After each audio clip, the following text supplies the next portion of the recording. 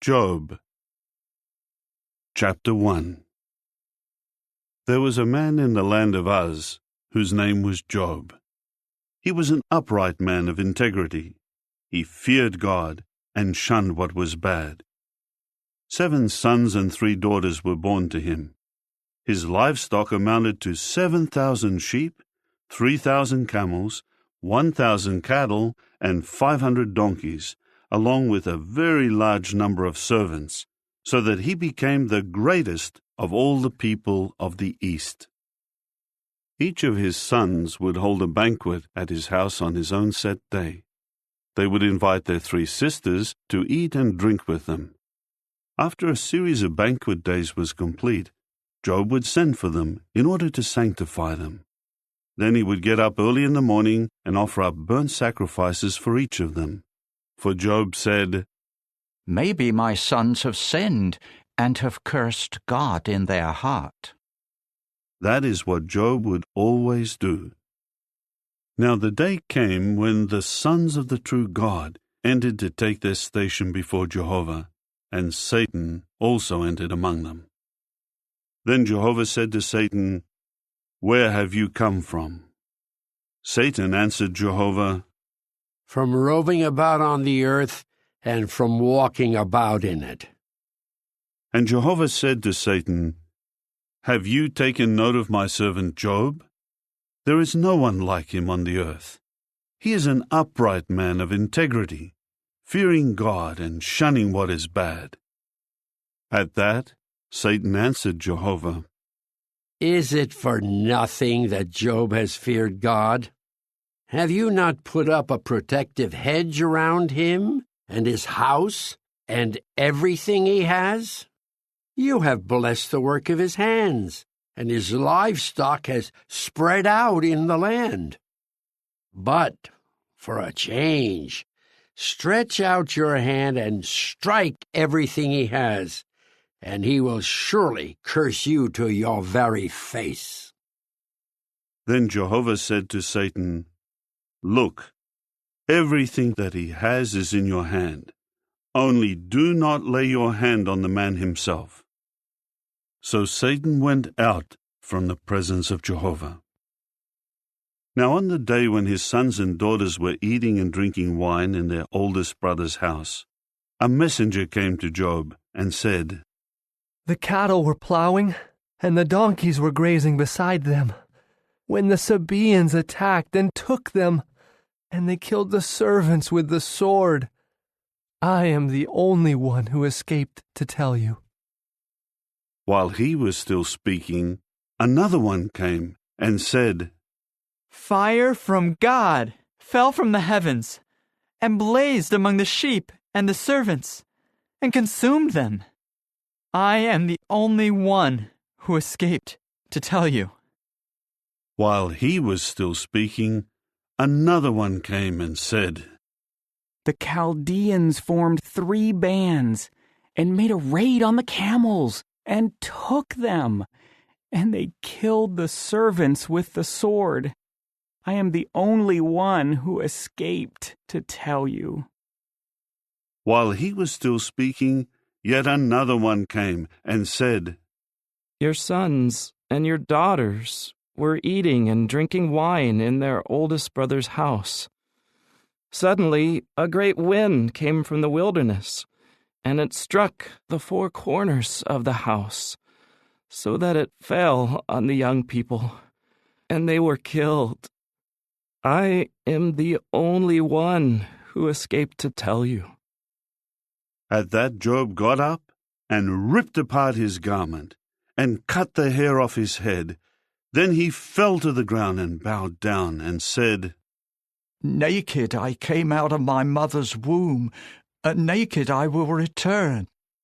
Jehovah has given, and Jehovah has taken away. Let the name of Jehovah continue to be praised." In all of this, Job did not sin or accuse God of doing anything wrong. Chapter 2. Afterward, the day came when the sons of the true God entered to take their station before Jehovah, and Satan also entered among them to take his station before Jehovah. Then Jehovah said to Satan, "Where have you come from?" Satan answered Jehovah, "From roving about on the earth and from walking about in it." And Jehovah said to Satan, "Have you taken note of my servant Job? There is no one like him on the earth. He is an upright man of integrity, fearing God and shunning what is bad. He is still holding firmly to his integrity, even though you try to incite me against him to destroy him for no reason." But Satan answered Jehovah, "Skin for skin. A man will give everything that he has for his life.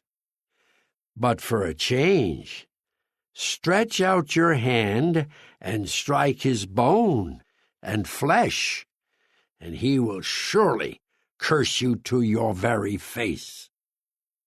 Then Jehovah said to Satan, "Look, he is in your hand. Only do not take his life." So Satan went out from the presence of Jehovah and struck Job with painful boils, from the sole of his foot to the crown of his head. And Job took a piece of broken pottery to scrape himself, and he was sitting among the ashes. Finally, his wife said to him, "Are you still holding firmly to your integrity? Curse God and die." But he said to her, You are talking like one of the senseless women. Should we accept only what is good from the true God, and not accept also what is bad? In all of this, Job did not sin with his lips.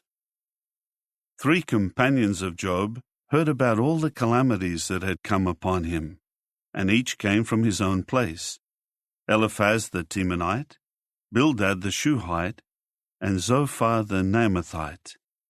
So they agreed to meet together, to go and sympathize with Job and comfort him. When they saw him from a distance, they did not recognize him. They began to weep loudly and to rip their garments apart, and they threw dust into the air and onto their heads. Then they sat on the ground with him for 7 days and 7 nights. No one said a word to him, for they saw that his pain was very great. Chapter 3. It was after this that Job began to speak and to curse the day of his birth. Job said, Let the day perish on which I was born, also the night when someone said, a man has been conceived. Let that day be darkness. Let God above show no concern for it. Let no light shine upon it. Let the deepest darkness reclaim it. Let a rain cloud settle over it. Let whatever darkens the day terrify it. That night, let the gloom seize it. Let it not rejoice among the days of a year, and let it not enter among the number of the months. Indeed, let that night become barren. Let no joyful cry be heard in it. Let those who curse the day put a curse on it, those who are able to awaken Leviathan. Let the stars of its twilight grow dark. Let it wait in vain for daylight, and let it not see the rays of dawn.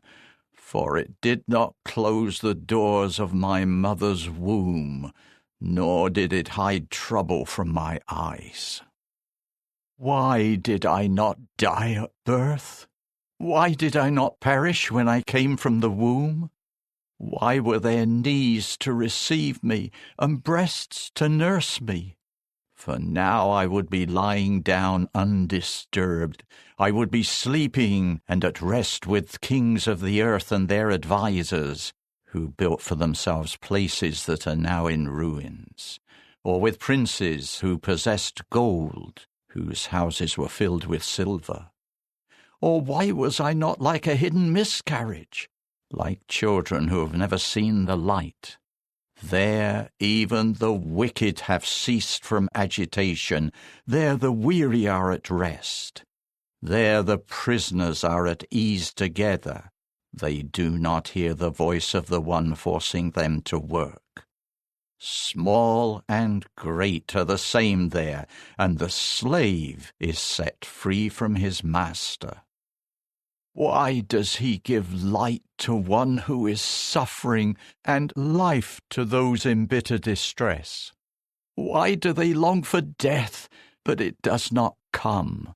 They dig for it more than for hidden treasures. Those who are rejoicing greatly, who are happy when they find the grave. Why does he give light to a man who has lost his way, whom God has hedged in? For in place of my food comes my sighing, and my groaning pours out like water. For what I have dreaded has come upon me, and what I have feared has befallen me. I have had no peace, no quiet, no rest, but trouble keeps coming. Chapter 4. Eliphaz the Temanite then said in reply, If someone tries to speak to you, will you become impatient? For who can hold back from speaking? True, you have corrected many, and you used to strengthen the weak hands.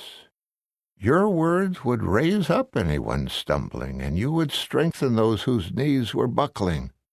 But now it has happened to you, and you are overwhelmed. It touches you, and you are dismayed.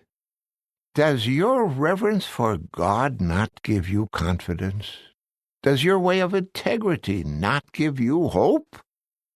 Remember, please, what innocent person has ever perished? When have the upright ever been destroyed? What I have seen is that those who plow what is harmful, and those who sow trouble, will reap the same. By the breath of God they perish, and through a blast of his anger they come to an end. The lion roars, and a young lion growls, but even the teeth of strong lions are broken. A lion perishes for lack of prey, and the cubs of a lion are scattered. Now a word was brought to me in secret, and a whisper of it reached my ear. In troubling thoughts during visions of the night, when deep sleep falls upon men, a terrible trembling came upon me, filling all my bones with dread. A spirit passed over my face. The hair of my flesh bristled. It then stood still, but I did not recognize its appearance. A form was in front of my eyes. There was a calm, and then I heard a voice. Can a mortal man be more righteous than God? Can a man be cleaner than his own Maker? Look, he has no faith in his servants, and he finds fault with his angels. How much more so with those dwelling in houses of clay, whose foundation is in the dust, who are crushed as easily as a moth.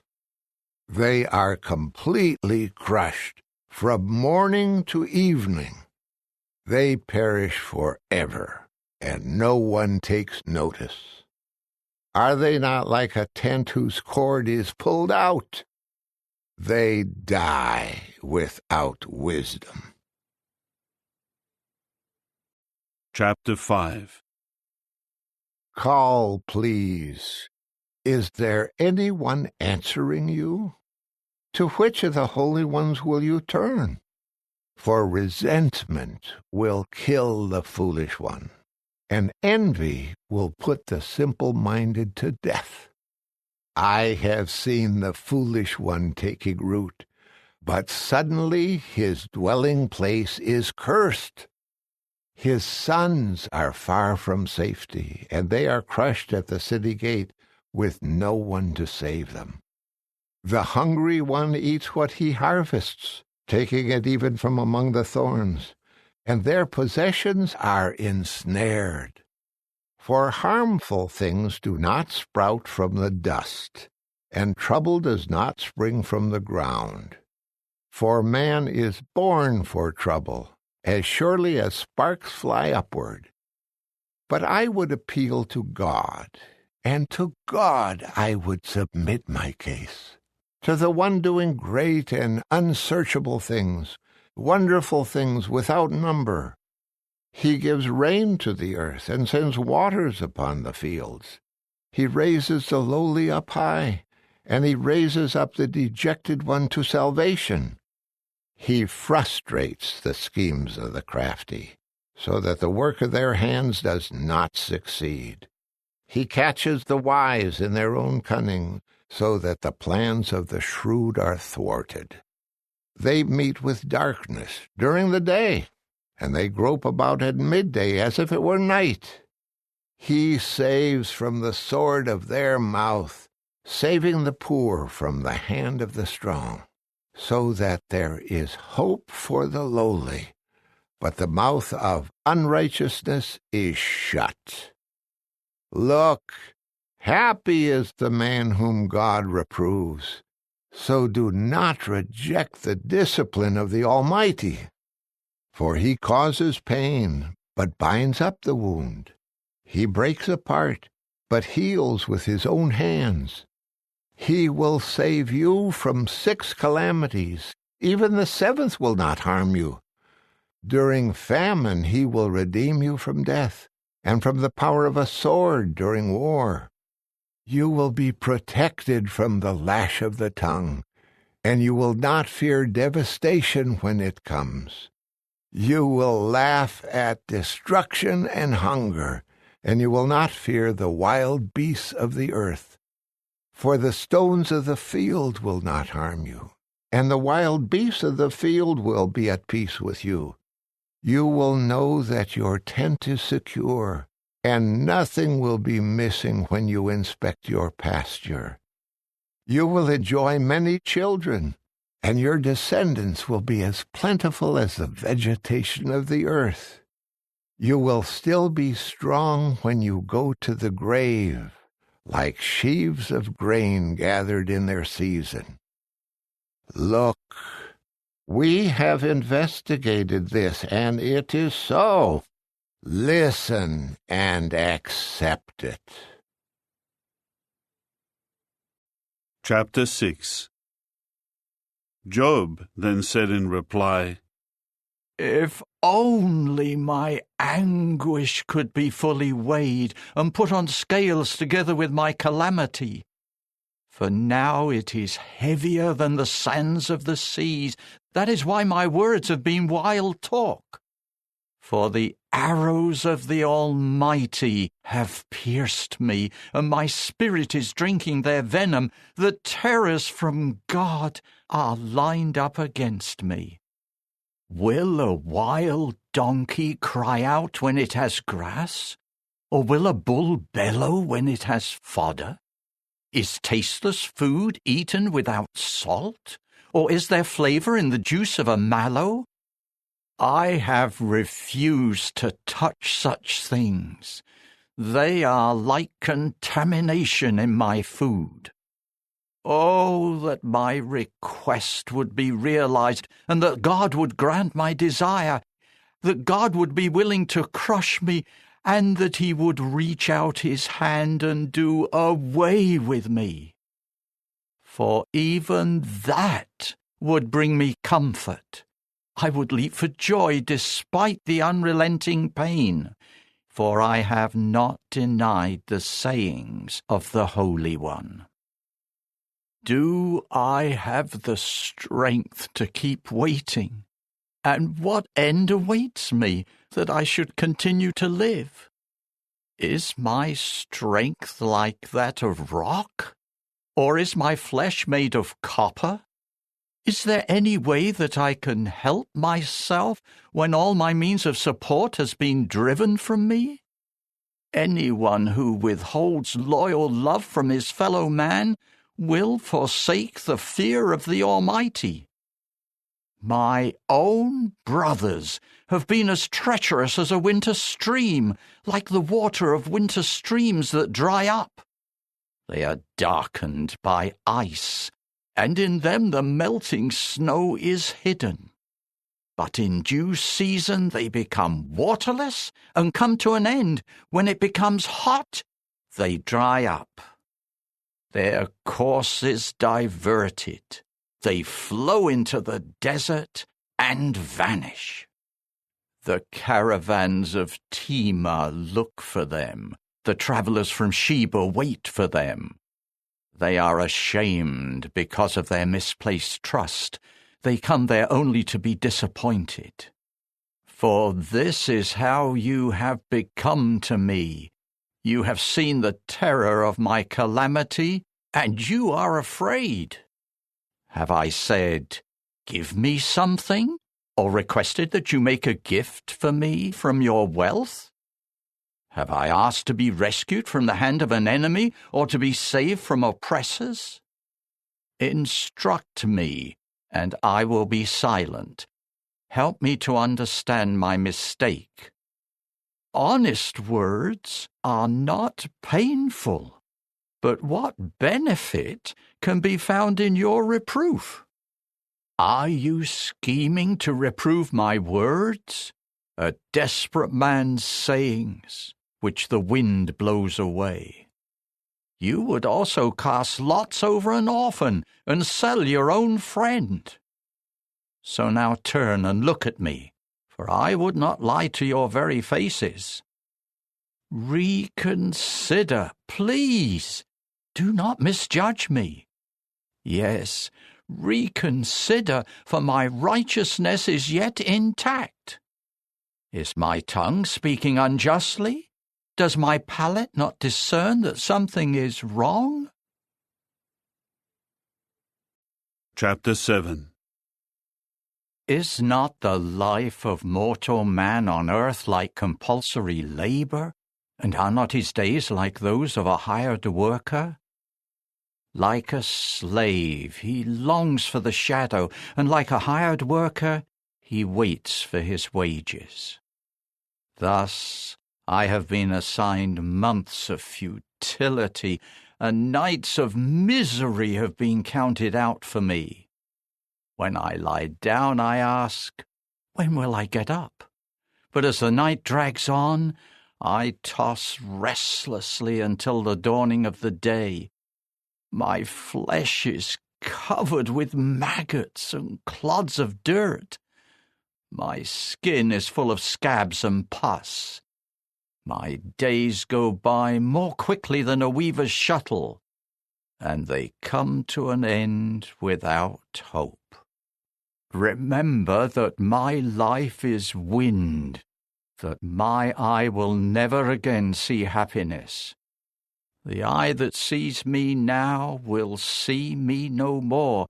Your eyes will look for me, but I will be gone. Like a cloud that fades and vanishes, the one who goes down to the grave does not come back up. He will not return again to his house, and his place will acknowledge him no more. Therefore I will not restrain my mouth. I will speak in the anguish of my spirit. I will complain in my bitter distress. Am I the sea or a sea monster, that you should set a guard over me? When I say, my couch will comfort me, my bed will help ease my misery, then you terrify me with dreams and frighten me with visions, so that I would choose suffocation, yes, death, rather than this body of mine. I loathe my life. I do not want to go on living. Leave me alone, for my days are like a breath. What is mortal man, that you should concern yourself with him and fix your attention on him? Why do you inspect him every morning and test him every moment? Will you not look away from me and leave me alone long enough to swallow my saliva? If I have sinned, how could I harm you, the observer of mankind? Why have you made me your target? Have I become a burden to you? Why do you not pardon my transgression and excuse my error? For soon I will lie down in the dust, and you will look for me, but I will be gone. Chapter 8. Bildad the Shuhite then said in reply, How long will you keep speaking like this? The words of your mouth are but a mighty wind. Will God pervert justice, or will the Almighty pervert righteousness? If your sons sinned against him, he let them be punished for their revolt.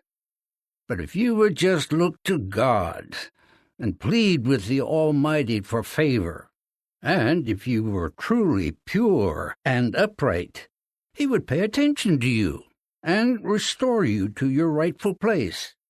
And though your beginning was small, your future would be great. Ask, please, the former generation, and pay attention to the things their fathers found out. For we were born only yesterday, and we know nothing, because our days on earth are a shadow. Will they not instruct you and tell you what they know? Will a papyrus plant grow tall where there is no marsh? Will a reed grow tall without water?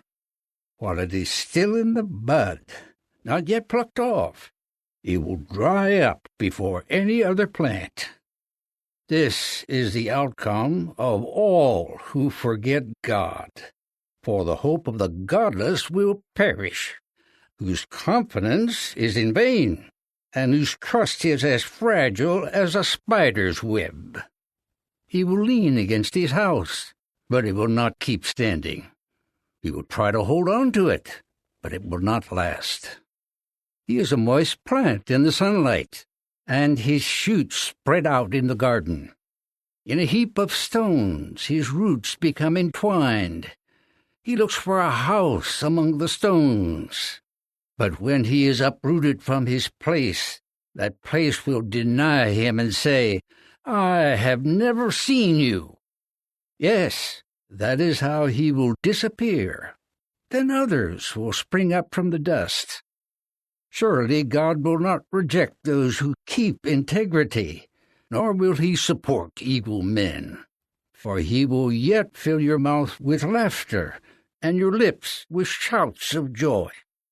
Those hating you will be clothed with shame, and the tent of wicked ones will be no more. Chapter 9.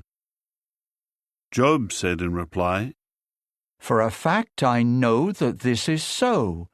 But how can mortal man be in the right in a case with God?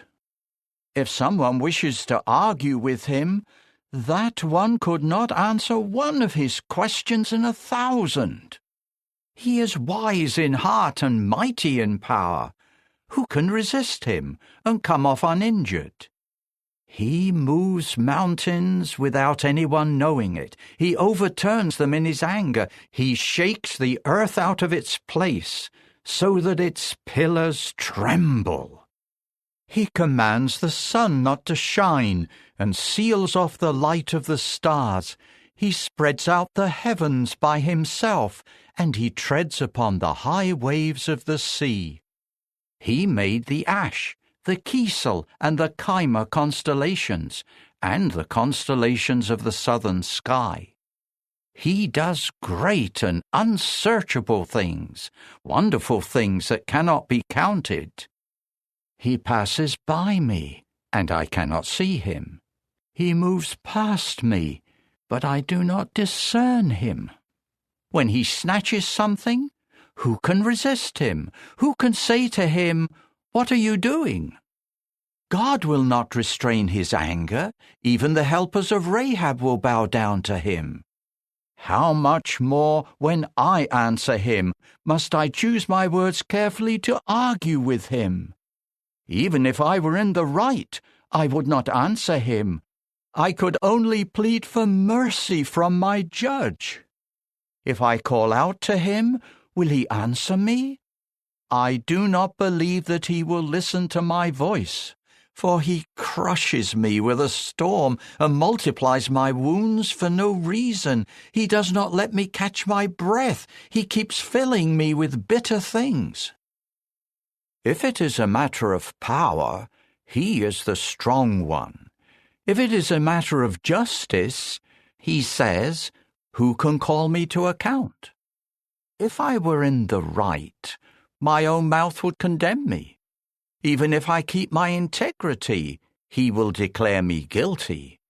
Even if I keep my integrity, I am not confident about myself. I reject this life of mine.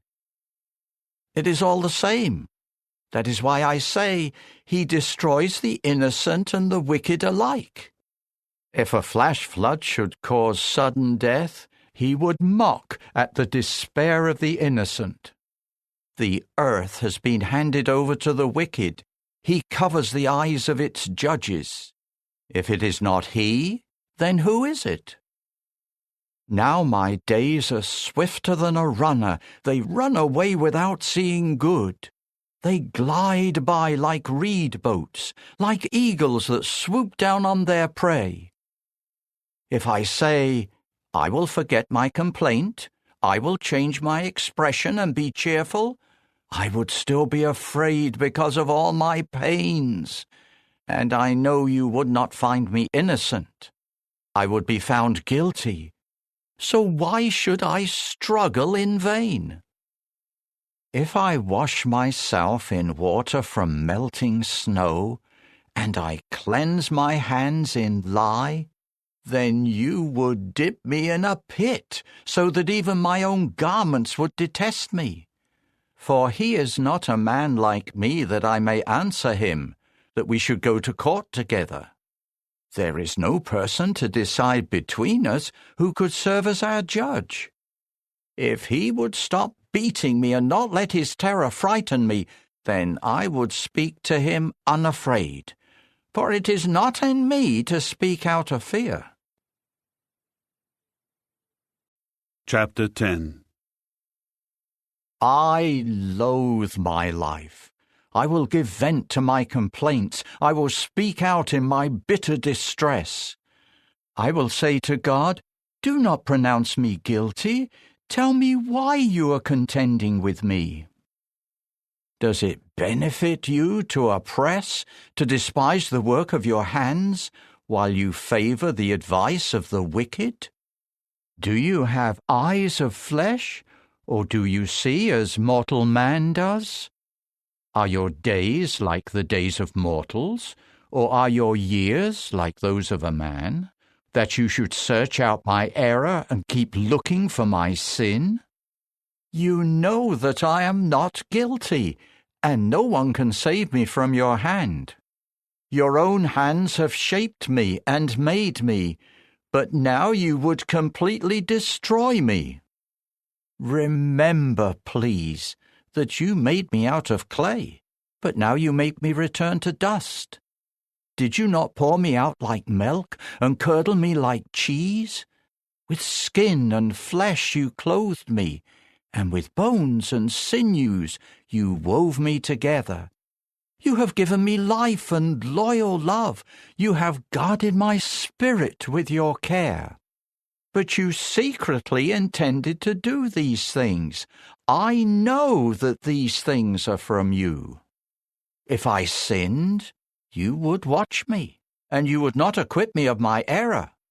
If I am guilty, too bad for me. And even if I am innocent, I cannot raise my head, for I am filled with dishonor and affliction. If I raise my head up, you hunt for me like a lion, and again show your power against me. You bring new witnesses against me, and increase your anger against me, as hardship after hardship comes upon me.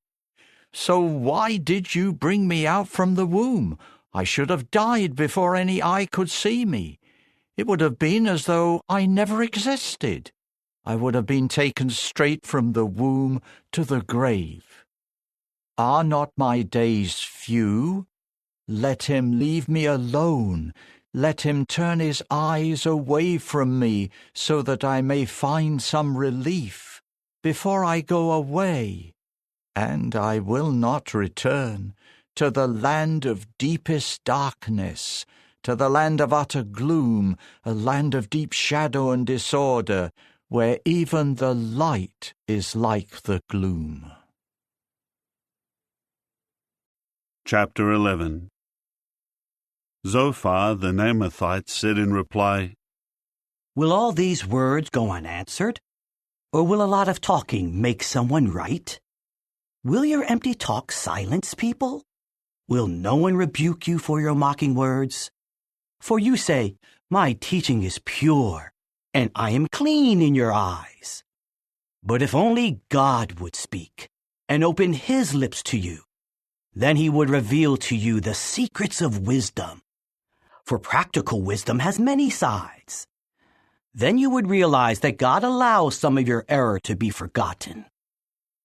Can you discover the deep things of God, or discover everything about the Almighty? It is higher than heaven. What can you accomplish? It is deeper than the grave. What can you know? It is longer than the earth, and broader than the sea. If he passes by and detains someone, and convenes a court, who can resist him? For he knows when men are deceitful. When he sees what is evil, will he not take notice? But an empty-headed man will understand only when a wild donkey can give birth to a man. If only you would prepare your heart and stretch out your hands to him. If your hand is doing wrong, put it far away, and let no unrighteousness dwell in your tents. For then you could lift up your face with no defect. You could stand firm, free of fear. For then you will forget your trouble. You will remember it as waters that have flowed past you. Your life will become brighter than midday. Even its darkness will be like the morning.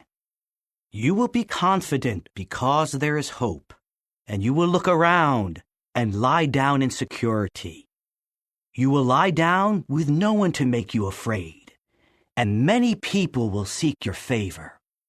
But the eyes of the wicked will fail, and they will find no place to escape, and their only hope will be death. Chapter 12.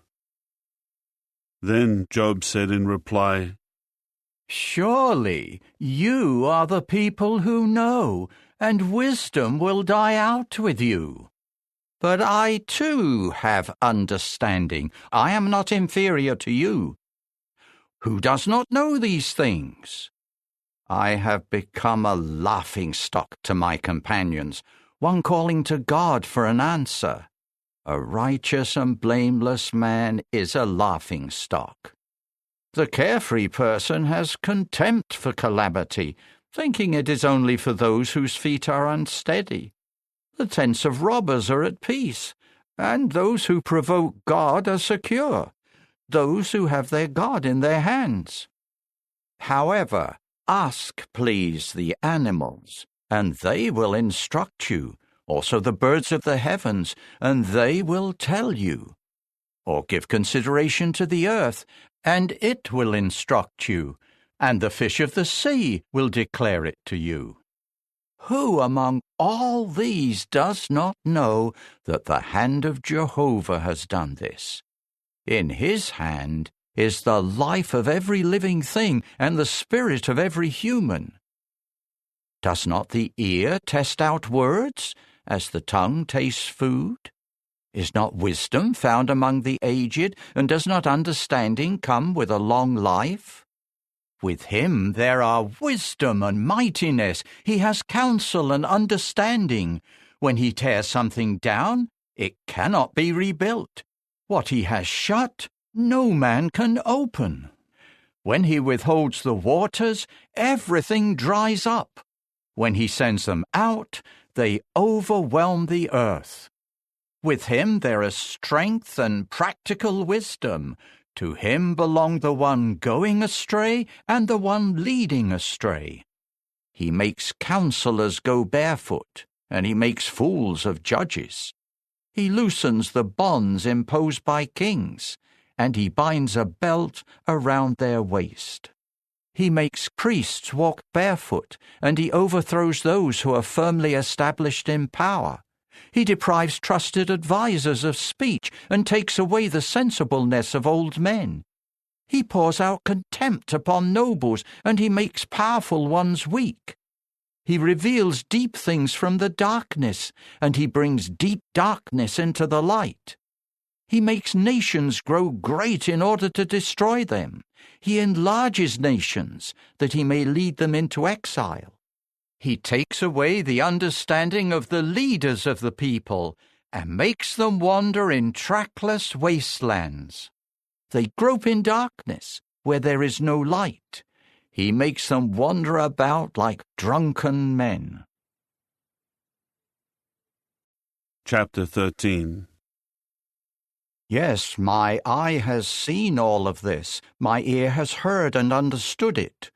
What you know, I also know. I am not inferior to you.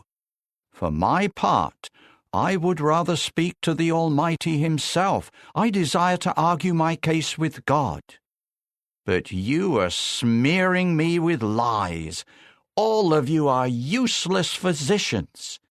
If only you would keep absolutely silent. That would show wisdom on your part. Listen, please, to my arguments and pay attention to the pleadings of my lips. Will you speak unjustly on God's behalf, and will you speak deceitfully for him? Will you take his side? Will you try to plead the case of the true God? Would it turn out well if he examined you? Will you fool him as you would a mortal man? He will surely rebuke you if you secretly try to show favoritism. Will not his very dignity terrify you, and the dread of him fall upon you? Your wise sayings are proverbs of ashes. Your defenses are as fragile as defenses of clay. Keep silent before me, so that I may speak. Then let whatever may come upon me come. Why do I put myself in danger and take my life in my hands? Though he may slay me, I would still wait. I would argue my case before his face. He would then become my salvation, for no godless person may come in before him. Listen closely to my word. Pay attention to my declaration. See now, I have prepared my legal case. I know I am in the right. Who will contend with me? I would die if I were to stay silent. Only grant two things to me, O God, so that I will not conceal myself from before you. Remove your heavy hand far away from me, and do not let the fear of you terrify me. Either call, and I will answer, or let me speak, and you answer me. What are my errors and sins? Reveal to me my transgression and my sin. Why do you hide your face and consider me your enemy? Will you try to frighten a wind-blown leaf or chase after dry stubble? For you keep recording bitter accusations against me, and you make me answer for the sins of my youth. You have put my feet in stocks. You scrutinize all my paths, and you trace out each of my footprints. So man decays like something rotten, like a garment eaten by moths. Chapter 14. Man, born of woman, is short-lived and filled with trouble. He comes up like a blossom and then withers away. He flees like a shadow and disappears. Yes, you have fixed your eye upon him, and you bring him into judgment with yourself. Who can produce someone clean from someone unclean? No one can. If his days are decided, the number of his months is with you. You have set a limit for him that he may not go beyond. Turn your gaze away from him so that he may rest, until, like a hired worker, he finishes out his day. For there is hope even for a tree. If it is cut down, it will sprout again, and its twigs will continue to grow. If its root grows old in the ground, and its stump dies in the soil, at the scent of water it will sprout, and it will produce branches like a new plant. But a man dies and lies powerless. When a human expires, where is he? Waters disappear from the sea, and a river drains away and dries up. Man also lies down and does not get up. Until heaven is no more, they will not wake up, nor will they be aroused from their sleep. Oh, that in the grave you would conceal me, that you would hide me until your anger passes by, that you would set a time limit for me and remember me. If a man dies, can he live again? I will wait all the days of my compulsory service until my relief comes. You will call, and I will answer you. You will long for the work of your hands. But for now, you keep counting my every step. You watch only for my sin. My transgression is sealed up in a bag, and you seal up my error with glue.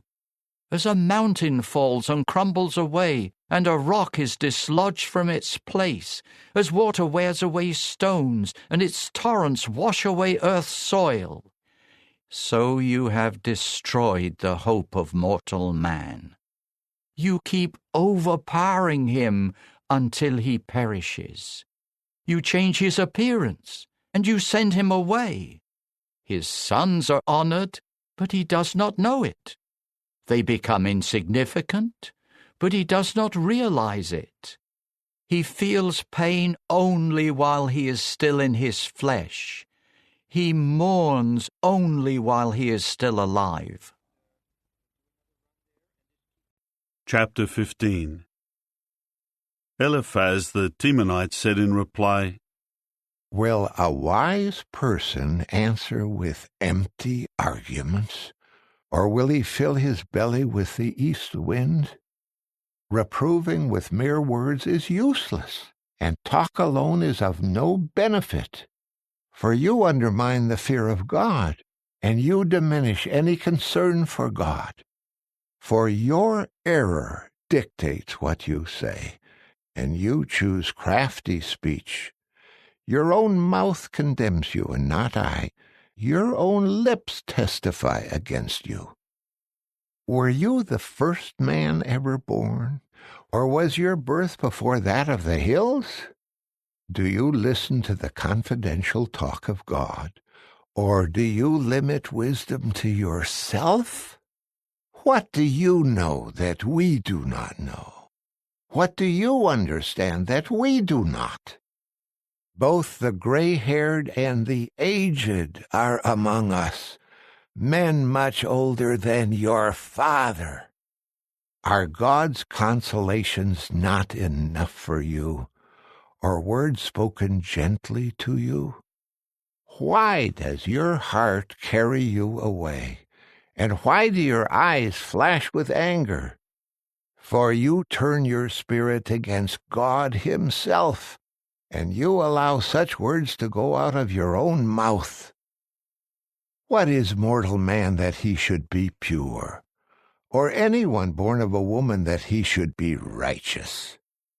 Look, he has no faith in his holy ones, and even the heavens are not pure in his eyes. How much less so when a person is detestable and corrupt, a man who drinks in unrighteousness just like water. I will inform you. Listen to me. I will relate what I have seen, what wise men have related from their fathers, things they have not hidden.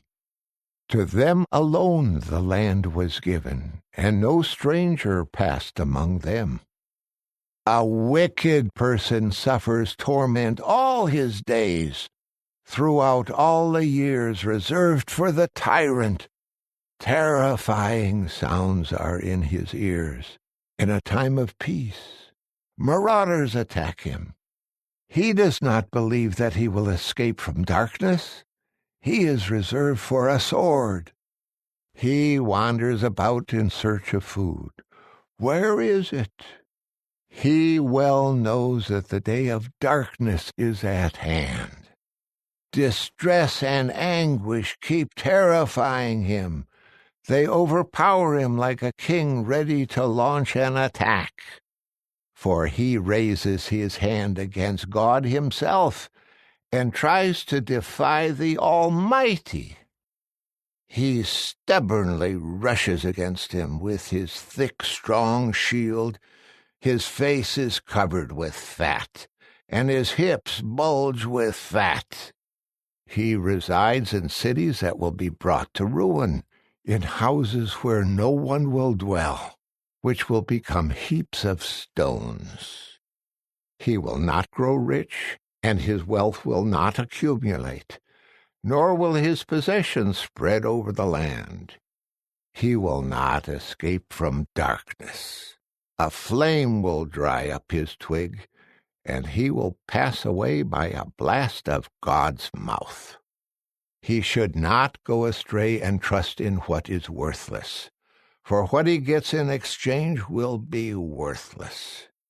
It will happen before his day, and his branches will never flourish. He will be like a vine that shakes off its unripe grapes, and like an olive tree that casts off its blossoms. For the assembly of godless ones is sterile, and fire will consume the tents of bribery. They conceive trouble and give birth to what is wicked, and their womb produces deceit. Chapter 16. Job said in reply, I have heard many things like these before. All of you are troublesome comforters. Is there an end to empty words? What provokes you to answer this way? I could also speak as you do. If you were in my place, I could make persuasive speeches against you and shake my head at you.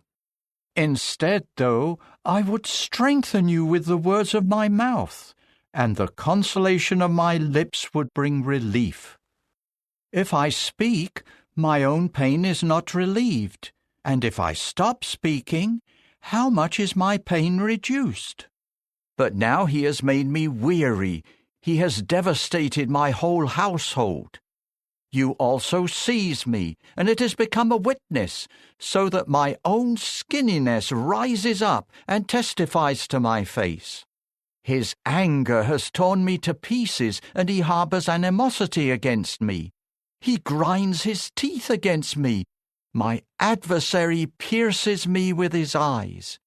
They have opened their mouth wide against me, and they have scornfully struck my cheeks. In large numbers they gather against me. God hands me over to young boys, and he thrusts me into the hands of the wicked. I was untroubled, but he shattered me. He grabbed me by the back of the neck and crushed me. Then he set me up as his target. His archers surround me. He pierces my kidneys and feels no compassion. He pours out my gall on the earth. He breaks through against me with breach after breach. He rushes at me like a warrior. I have sewn sackcloth together to cover my skin, and I have buried my dignity in the dust. My face is red from weeping, and on my eyelids is deep shadow, although my hands have done no violence and my prayer is pure. O earth, do not cover my blood, and let there be no resting place for my outcry. Even now, my witness is in the heavens. The one who can testify for me is in the heights.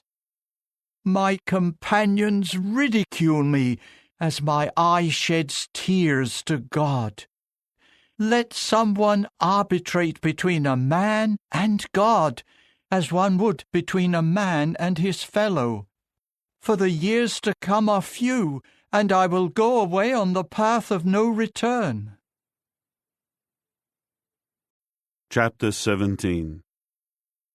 My spirit has been broken, my days have been extinguished. The graveyard awaits me. Mockers surround me, and my eye must gaze at their rebellious behavior. Please accept my security and keep it with you. Who else will shake hands with me and pledge in my behalf? For you have concealed discernment from their heart. That is why you do not exalt them. He may offer to share with his friends, while the eyes of his children fail. He has made me an object of scorn among the peoples, so that I became one in whose face they spit.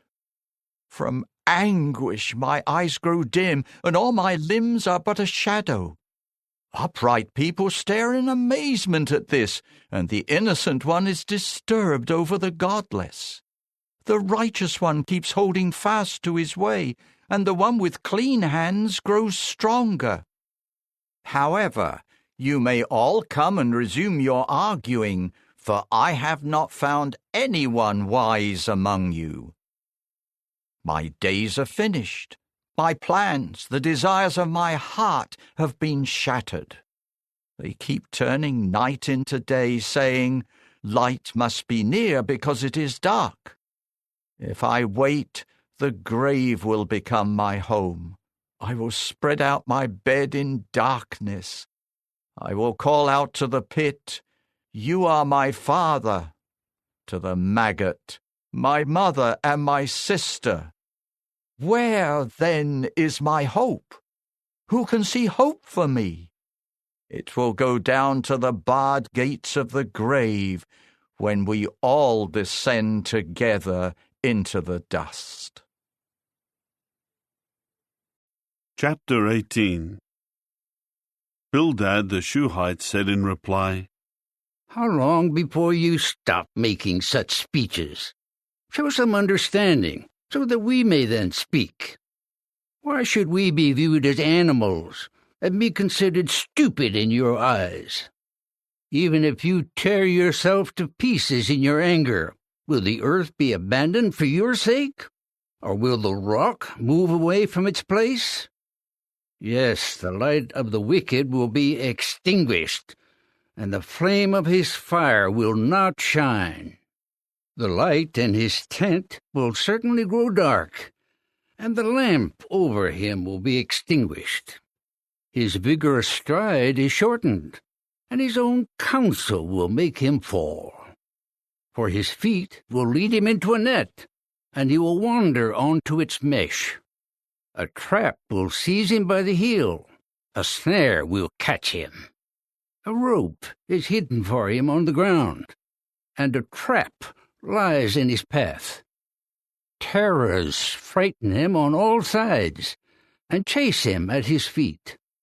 His strength fails him, and disaster will make him stagger. His skin is eaten away. The most deadly disease consumes his limbs. He is torn away from the security of his tent, and marched to the king of terrors. Strangers will live in his tent. Sulphur will be scattered on his home. His roots will dry up beneath him, and his branches will wither above him. The memory of him will fade from the earth, and in the street his name will be unknown. He will be driven from the light into the darkness, and chased away from the productive land. He will have no offspring and no descendants among his people, and he will be without a survivor in the place where he lives. When his day comes, the people in the west will be appalled, and the people in the east will be seized with horror. This is what happens to the tents of a wrongdoer, and to the place of the one who has not known God. Chapter 19. Job said in reply, How long will you keep irritating my soul, crushing me with words? These 10 times you have rebuked me. You are not ashamed to deal harshly with me. And if indeed I made a mistake, my error remains with me. If you insist on exalting yourselves over me, claiming that the reproach against me is justified, know then that it is God who has misled me, and he has caught me in his hunting net. Look, I keep crying out violence, but I get no answer. I keep crying for help, but there is no justice. My path he has blocked with a stone wall, and I cannot pass by. He has covered my roadways with darkness. He has stripped me of my glory and removed the crown from my head. He breaks me down on all sides until I perish. My hope he uproots like a tree. His anger burns against me, and he views me as his enemy. His troops come together and besiege me, and they camp around my tent. My own brothers he has driven far away from me, and those who know me have turned away from me. My close companions are gone, and those whom I knew well have forgotten me. Guests in my house and my slave girls consider me a stranger. I am a foreigner in their eyes. I call for my servant, but he does not respond. With my mouth I beg him for compassion. My very breath has become loathsome to my wife, and I am a stench to my own brothers. Even young children despise me. When I rise up, they begin jeering at me. All my close friends detest me, and those whom I loved have turned against me. My bones stick to my skin and my flesh, and I escape with the skin of my teeth. Show me mercy, my companions, show me mercy, for God's own hand has touched me. Why do you keep persecuting me as God does, attacking me without let-up? If only my words were written down, if only they could be inscribed in a book. Oh, that they were carved forever in the rock, with an iron stylus and lead. For I well know that my Redeemer is alive. He will come later and rise up over the earth. After my skin has thus been destroyed, while yet in my flesh, I will see God, whom I will see for myself, whom my own eyes will see, not someone else's. Deep inside I feel overwhelmed. For you say, in what way are we persecuting him, since the root of the problem is with me? Be in fear of the sword yourselves, for the sword brings punishment against errors. You should know that there is a judge. Chapter 20. Zophar the Naamathite said in reply, This is why my own troubling thoughts urge me to answer, because of the agitation I feel. I have heard a reproof that insults me, and my understanding impels me to reply. Surely you must have always known this, for it has been so since man was put on the earth, that the joyful cry of the wicked is brief, and the rejoicing of the godless one is for a moment. Although his greatness ascends to heaven, and his head reaches to the clouds, he will perish forever like his own dung. Those who used to see him will say, Where is he? He will fly off like a dream. and they will not find him. He will be chased away like a vision of the night. The eye that once saw him will not do so again, and his place will behold him no more. His own children will seek the favor of the poor, and his own hands will give back his wealth. His bones were full of youthful vigor, but it will lie down with him in mere dust. If what is bad tastes sweet in his mouth, if he hides it under his tongue, if he savors it and does not let it go, but keeps holding it in his mouth, his food will turn sour inside him. It will become like the poison of cobras within him. He has swallowed down wealth, but he will vomit it up. God will empty it out of his belly. The venom of cobras he will suck. The fangs of a viper will kill him. He will never see the streams of water, the torrents of honey and butter. He will give back his goods without consuming them. He will not enjoy the wealth from his trade. For he has crushed and abandoned the poor. He has seized a house that he did not build. But he will feel no peace within himself. His wealth will not help him escape. There is nothing left for him to devour. That is why his prosperity will not last. When his wealth reaches its peak, anxiety will overtake him. The full force of misfortune will come against him. As he fills his belly, God will send his burning anger upon him, raining it down upon him into his bowels. When he flees from weapons of iron, arrows from a copper bow will pierce him. He pulls an arrow from his back, a glittering weapon from his goal, and terror seizes him. Total darkness awaits his treasures. A fire that no one fanned will consume him. Calamity awaits any survivors in his tent. Heaven will uncover his error. The earth will rise up against him. A flood will sweep his house away. It will be a heavy torrent on the day of God's anger. This is the wicked man's share from God, the inheritance that God has decreed for him. Chapter 21. Job said in reply, Listen carefully to what I say. Let this be the consolation you give me. Bear with me while I speak. After I speak, you may then mock me. Is my complaint directed toward a man? If it were, would I not lose patience? Look at me and stare in amazement. Put your hand over your mouth. When I think about it, I am disturbed, and my whole body shudders. Why do the wicked live on, grow old, and become wealthy? Their children are always in their presence, and they get to see their descendants. Their houses are secure, they are free from fear, and God does not punish them with his rod. Their bulls breed without failure, their cows give birth and do not miscarry, their boys run outside just like a flock, and their children skip about.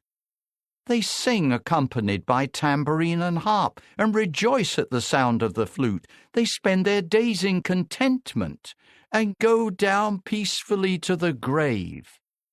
But they say to the true God, Leave us alone, we have no desire to know your ways. Who is the Almighty that we should serve him? What would we gain by being acquainted with him? But I know that they do not control their own prosperity. The thinking of the wicked is far from me. How often is the lamp of the wicked extinguished? How often does disaster come upon them? How often does God deal out destruction to them in his anger? Do they ever become like straw before the wind, and like chaff that a storm wind carries away? God will store up a man's punishment for his own sons, but may God repay him so that he will know it. May his own eyes see his ruin, and may he be the one to drink from the rage of the Almighty. For what does he care about what happens to his house after him if the number of his months is cut short? Can anyone teach knowledge to God when he is the one who judges even the highest ones?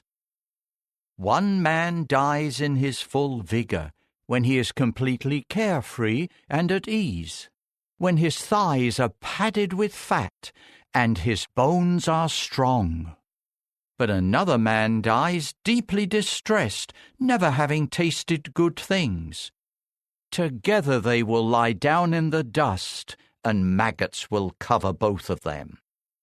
Look, I know exactly what you are thinking, and the schemes you devise to wrong me. For you say, where is the house of the prominent man, and where is the tent in which the wicked one lived? Have you not questioned travelers? Do you not carefully study their observations, that an evil person is spared on the day of disaster and rescued on the day of fury? Who will confront him about his way, and who will repay him for what he has done? When he is carried to the graveyard, a vigil will be kept over his tomb. The clods of earth of the valley will be sweet to him, and all mankind follows after him like the countless number before him. So why offer me meaningless comfort? There is nothing but deceit in your answers. Chapter 22. Eliphaz the Temanite said in reply, Can a man be of use to God? Can anyone with insight be of benefit to him? Does the Almighty care that you are righteous?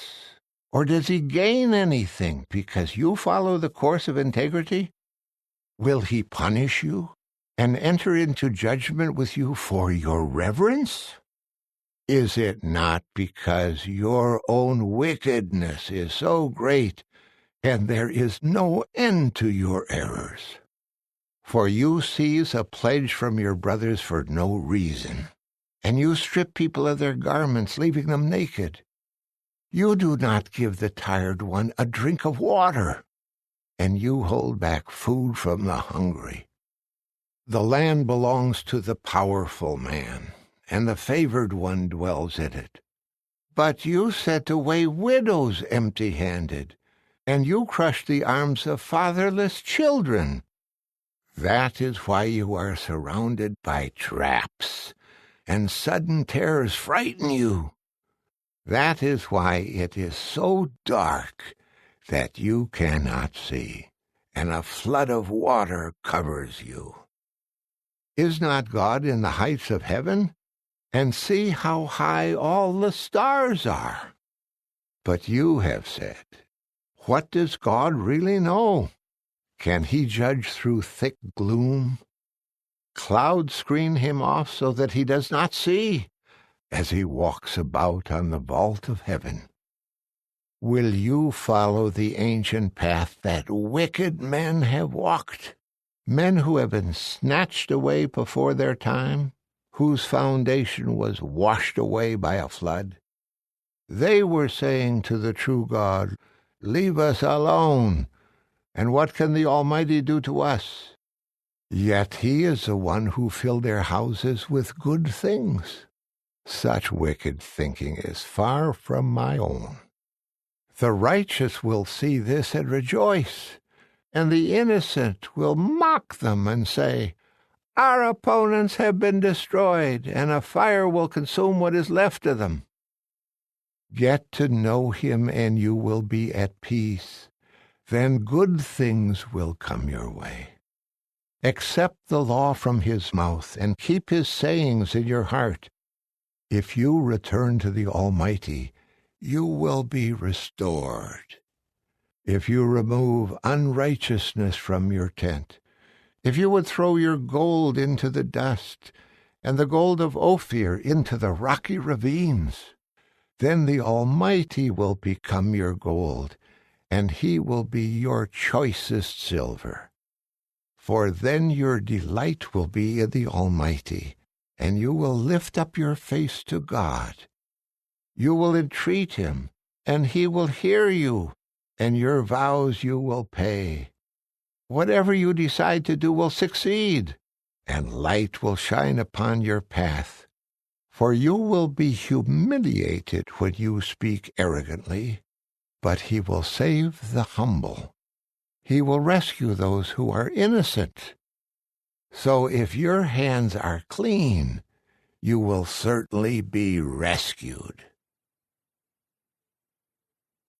Chapter 23.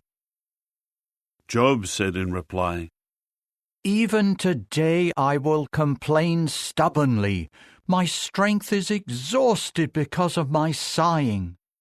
If only I knew where to find God, I would go to his place of dwelling. I would present my case before him and fill my mouth with arguments. I would learn how he would answer me and take note of what he says to me. Would he contend with me using his great power? No, surely he would give me a hearing. There the upright one could set matters straight with him, and I would be acquitted once and for all by my judge. But if I go east, he is not there, and I return, and I cannot find him.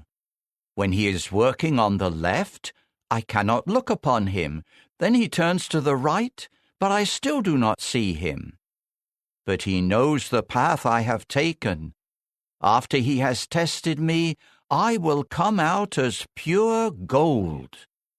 My feet have closely followed his footsteps. I have kept to his way without deviating.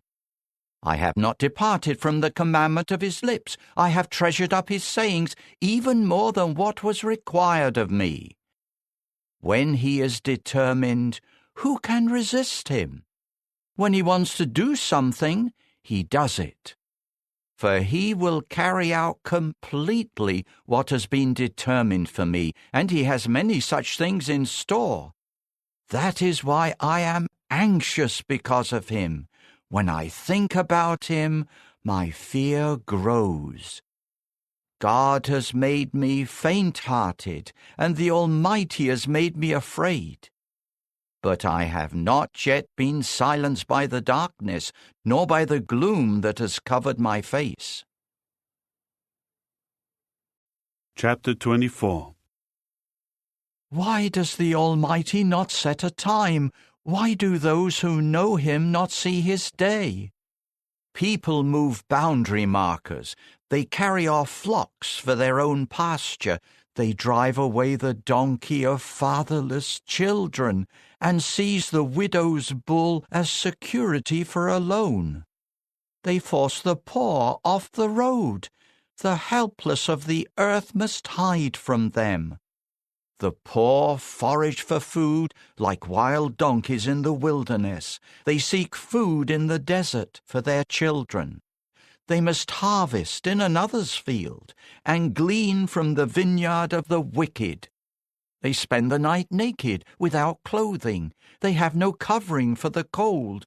They are drenched by the mountain rains. They cling to the rocks for lack of shelter.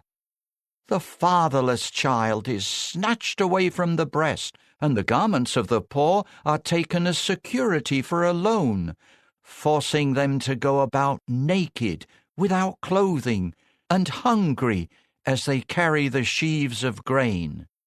They toil among the terrace walls in the heat of the day.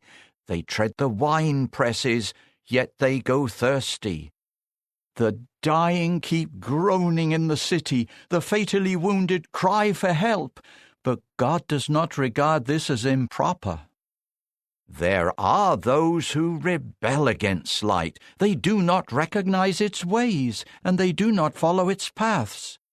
The murderer rises at daybreak. He slays the helpless and the poor, while at night he engages in theft. The eye of the adulterer waits for the twilight, saying, "No one will see me," and he covers his face. In the darkness they break into houses. By day they shut themselves in. They are strangers to the light. For morning is the same as deep darkness for them. They are familiar with the terrors of deep darkness. But they are swiftly carried away by the waters. Their portion of the land will be cursed. They will not return to their vineyards. Just as drought and heat take away the melted snow, the grave takes away those who have sinned. His mother will forget him. The maggot will feast on him. He will be remembered no more, and unrighteousness will be broken just like a tree. He preys on the barren woman and mistreats the widow. God will use his strength to do away with the powerful. Though they may rise up, they have no assurance of life. God lets them become confident and secure, but his eyes are on everything they do.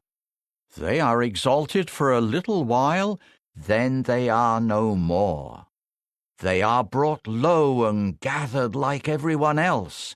They are cut off like heads of grain. Now, who can prove me a liar or refute my word? Chapter 25. Bildad the Shuhite said in reply, Rulership and fearsome might are his. He establishes peace in heaven. Can his troops be numbered? Upon whom does his light not rise? So how can mortal man be righteous before God? Or how can one born of a woman be innocent?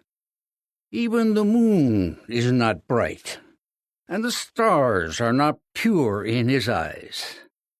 How much less so mortal man, who is a maggot, and the son of man, who is a worm. Chapter 26. Job said in reply, How you have helped the one with no power! How you have saved the arm that has no strength! What great advice you have given to the one lacking wisdom! How freely you have revealed your practical wisdom! To whom are you trying to speak? And who inspired you to say such things? Those who are powerless in death tremble. They are even lower than the waters and their inhabitants. The grave is naked in front of God, and the place of destruction lies uncovered. He stretches out the northern sky over empty space, suspending the earth upon nothing.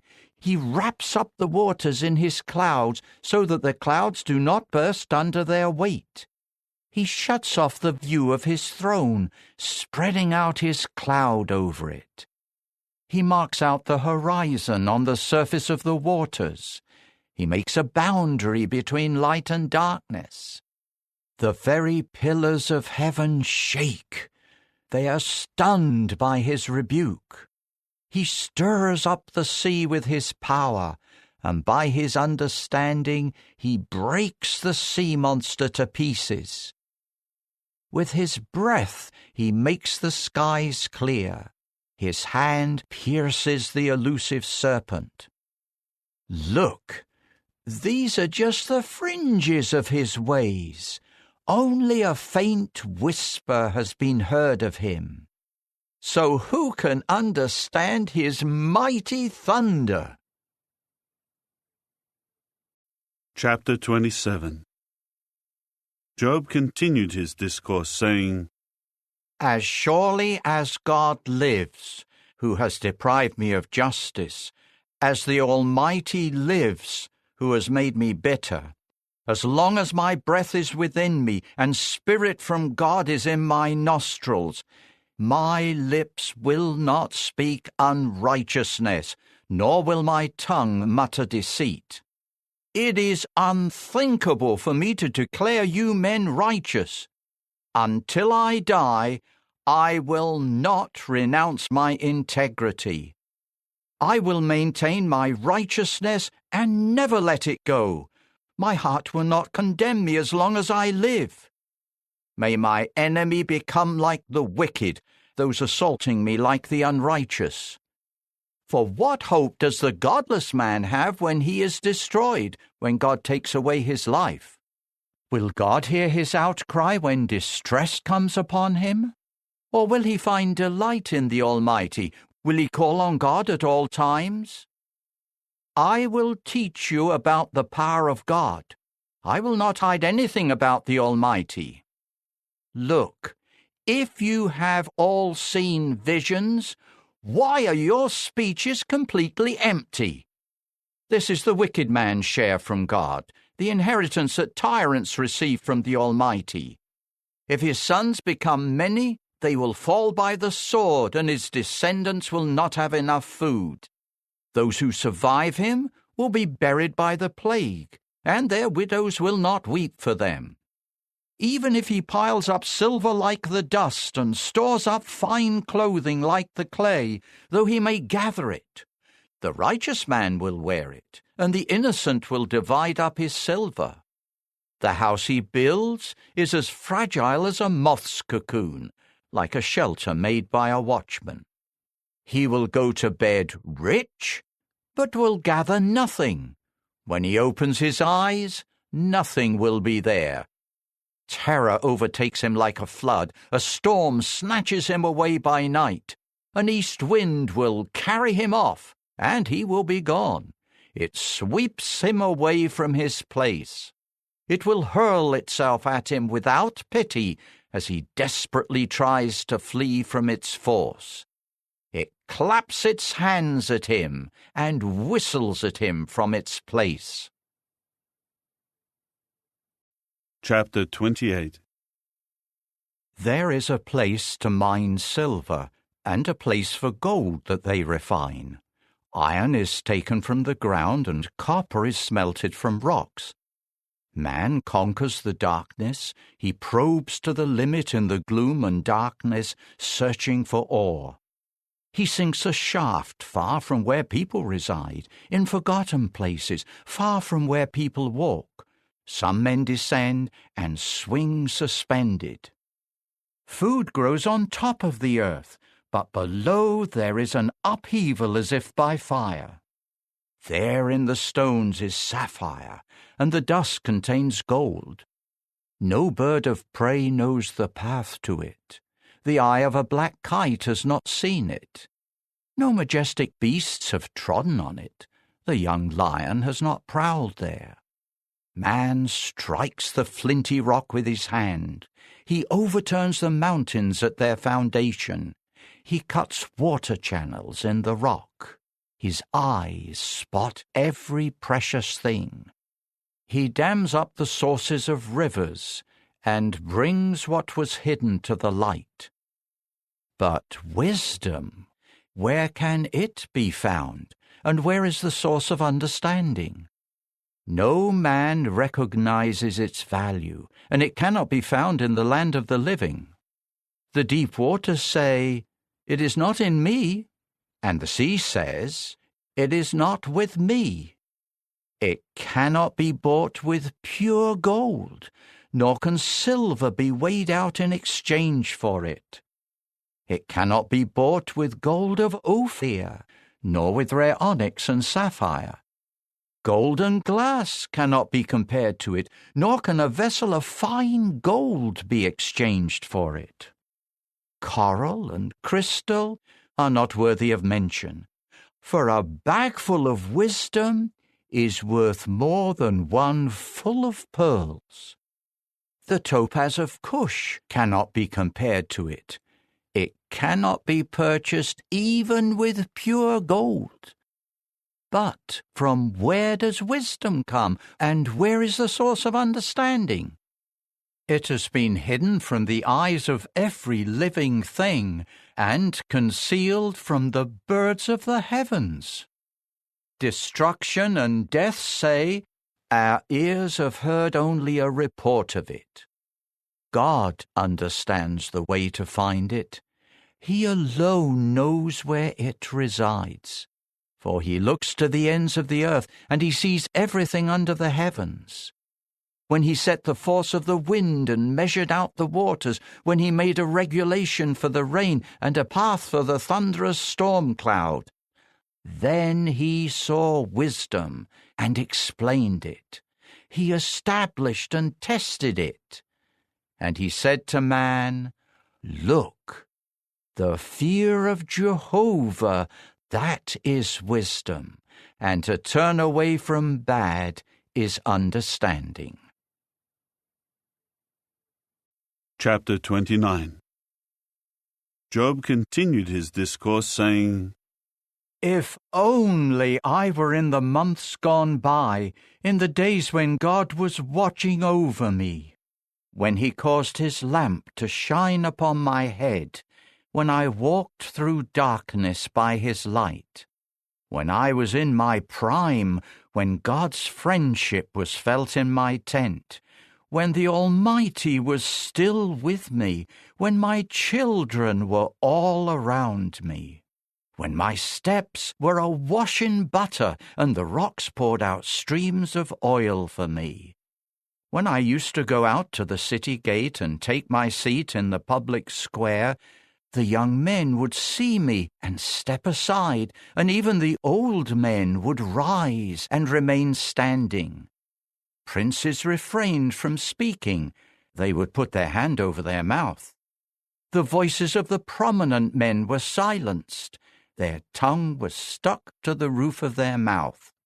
Whoever heard me would speak well of me, and those who saw me would testify for me. For I would rescue the poor who cried for help, along with the fatherless child and anyone who had no helper. The one about to perish would bless me, and I made the heart of the widow rejoice. I put on righteousness as my clothing. My justice was like a robe and a turban. I became eyes to the blind and feet to the lame. I was a father to the poor. I would investigate the legal case of those I did not know. I would break the jaws of the wrongdoer and tear the prey away from his teeth. I used to say, I will die in my own home, and my days will be as numerous as the grains of sand. My roots will spread out into the waters, and dew will stay all night on my branches. My glory is constantly renewed, and the bow in my hand will keep shooting. People would listen expectantly, waiting in silence for my advice. After I had spoken, they had nothing more to say. My words would fall gently on their ears. They waited for me as for the rain. They opened their mouth wide as for the spring rain. When I smiled at them, they could hardly believe it. The light of my face would reassure them. I gave them direction as their head, and I lived like a king among his troops, like one who comforts the mourners. Chapter 30. Now they laugh at me, men younger than I am, whose fathers I would have refused to put with the dogs that guarded my flock. Of what use was the power of their hands to me? Their vigor has perished. They are worn out from want and hunger. They gnaw at the parched ground that was already ruined and desolated. They gather the salt herb from the bushes. Their food is the root of broom trees. They are driven out of the community. People shout at them as they would at a thief. They live on the slopes of ravines, in holes in the ground and in the rocks. From the bushes they cry out and huddle together among the nettles. As sons of the senseless and the nameless ones, they have been driven out of the land. But now they mock me even in their songs. I have become an object of scorn to them. They detest me and keep their distance from me. They do not hesitate to spit in my face. Because God has disarmed me and humbled me, they throw off all restraint in my presence. On my right they rise up like a mob. They put me to flight and put up barriers of destruction in my path. They tear up my roadways and make my calamity worse without anyone to stop them. They come as if through a wide breach in the wall. They roll in amid the devastation. Terror overwhelms me. My dignity is driven away like the wind, and my salvation vanishes like a cloud. Now my life ebbs from me. Days of affliction take hold of me. Aching pierces my bones at night. The gnawing pain never stops. With great force my garment is disfigured. Like the collar of my garment it chokes me. God has thrown me down into the mud. I am reduced to dust and ashes. I cry to you for help, but you do not answer me. I stand up, but you just look at me. You have cruelly turned against me. With the full might of your hand you assault me. You pick me up and carry me off with the wind. Then you toss me about in the storm. For I know that you will bring me down to death, to the house where everyone living will meet. But no one would strike at a broken man as he cries for help during his time of disaster. Have I not wept for those who have fallen on hard times? Have I not grieved for the poor? Although I hoped for good, bad came. I expected the light, but darkness came. The churning inside me did not stop. Days of affliction confronted me. I walk about gloomy. There is no sunlight. In the assembly I rise and cry for help. I have become a brother to jackals and a companion to the daughters of the ostrich. My skin has blackened and fallen off. My bones burn from the heat. My harp is used only for mourning, and my flute for the sound of weeping. Chapter 31. I have made a covenant with my eyes. So how could I show improper attention to a virgin? What, then, would be my share from God above? What inheritance from the Almighty on high? Does not disaster await the wrongdoer, and calamity those doing what is harmful? Does he not see my ways and count all my steps? Have I ever walked in untruth? Has my foot hurried to deceive? Let God weigh me with accurate scales, then he will recognize my integrity. If my footsteps deviate from the way, or my heart has followed after my eyes, or my hands have been defiled, then let me sow seed and someone else eat, and let what I plant be uprooted. If my heart has been enticed by a woman, and I have lain in wait at my neighbor's door, then let my wife grind grain for another man, and let other men have sexual relations with her. For that would be shameful conduct, an error deserving punishment by the judges. It would be a fire that would devour and destroy, consuming even the roots of all my produce. If I denied justice to my male or female servants when they had a complaint against me, what can I do when God confronts me? What can I answer him when he calls for an accounting? Did not the one who made me in the womb also make them? Was it not the same one who formed us before our birth? If I refused to give the poor what they desired, or sadden the eyes of the widow, if I ate my portion of food alone, without sharing it with the orphans, for from my youth the orphan grew up with me as though I were his father, and I have been a guide for the widow from childhood. If I saw anyone perishing for lack of clothing, or a poor man with nothing to cover himself, if he did not bless me as he warmed himself with the wool of my sheep, if I shook my fist against the orphan when he needed my assistance in the city gate, then let my arm fall from my shoulder, and let my arm be broken at the elbow. For I dreaded disaster from God, and I could not stand before his dignity.